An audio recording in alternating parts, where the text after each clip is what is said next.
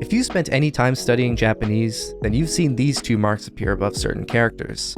These are the dakuten and handakuten, and they modify the consonant sound that certain sets of kana make. They show up all the time in Japanese writing and are a core feature of the language's orthography. They're crucial for all learners to know before they can so much as spell out many common words. Generally, the dakuten causes an unvoiced consonant sound in the character it modifies to become voiced, while the handakuten causes an H sound in the character it modifies to become a P sound. You may have noticed that the handakuten is a bit odd, with its strangely specific use case only applying to 5 kana compared to its more angular counterparts 20. Why are the H characters special? Actually, why does H become B when a dakuten is added? P is the unvoiced version of B, not H. Shouldn't there be a set of characters that start with P that you use the dakuten on? Why does the handakuten even exist? What is going on here? Looking at it from our perspective, it may seem nonsensical, but in reality, it all makes perfect sense. Or at least it did about 1,000 years ago. In Old Japanese, there actually was a set of characters that started with P, and they looked like this. That's right, the H-line characters used to be a P-line, and while B as a proper sound didn't exist in the language yet, it could be introduced through a process called Rendaku. Rendaku is when the first consonant of a word becomes voiced when used in the latter half of a compound, sometimes. For instance, the Old Japanese word for person, pito, became pitobito when compounded. At this point, voiced obstruents such as B, D, G, and Z only existed through Rendaku and other regular predictable rules, and so there was no need to distinguish the voiced and unvoiced pairs when writing. Thus, the dakuten didn't exist yet. So what happened to the old P line? First, around the late 10th century, characters with P sounds started to be pronounced closer to F, and then as W when placed in the middle of words. This is why the topic particle is pronounced wa and not ha.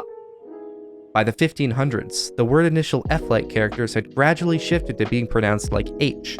What was previously the P line had split into a line representing 2 consonants, H word initially and W word medially.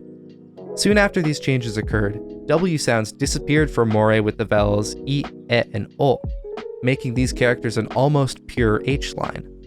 The B sound they introduced through Rendaku, however, never changed, and thus the new pronunciation hito remains hito when used in a compound. There were some exceptions to these changes keeping P around in Middle Japanese, however. One important instance is that P would stay P when following the sokuon, the small tsu, or the moraic nasal, the n character, resulting in words such as happyo, a compound of hatsu and hyo, or enpitsu from en and hitsu. Another common exception is when P is used in onomatopoeia, such as the term pika pika, meaning sparkly. The word is derived from Old Japanese pikari, now hikari, the word for light. Incidentally, this is also where Pikachu gets its name from. By the end of the 16th century, the dakuten was beginning to spread as a way to clarify the voiced-voiceless distinction caused by Rendaku, but it was still unclear whether an H-line character represented a W, B, or P sound without additional context. This spelling could mean any one of river, kawa, birch, kaba, or, with a thud, kappa.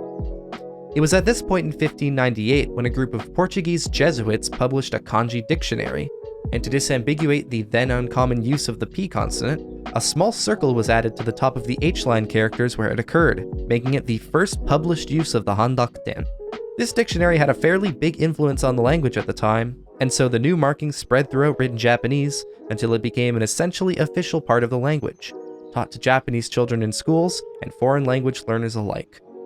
As a side note, the reason that Japanese verbs ending in u have their negative conjugation endings begin with W, such as the verb to say, I becoming iwanai, is because these verbs actually used to end in pu.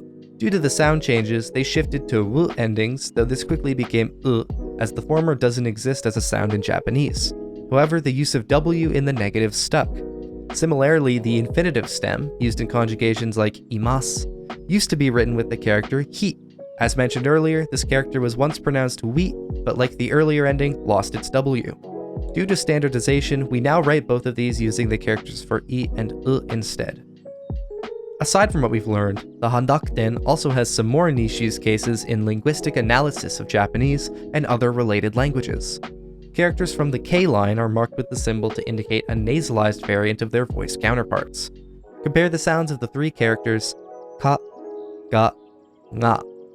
In standard Japanese, these last two are generally considered to be the same sound, and thus the Handakuten versions are only used to denote an exact phonetic transcription. Likewise, it is sometimes used on R-line characters to indicate the use of the consonant L, though again, these two sounds are famously considered identical in Japanese. A rarer third use is on the character U, where it signifies the character is pronounced as a word initial Moraic nasal. Compare the difference in sound in the word for tasty, umai, with the modified umai. The Ainu language, spoken by the Hokkaido native Ainu people, is written using a modified version of katakana, where the Handakuten is added to the characters se to represent tse, to or tsu to represent tu, and a small p to represent syllable final p. Additionally, Handakuten can be added to any Japanese character, or really any Unicode character, through the special character U+309A, or combining katakana hiragana semi-voiced sound mark.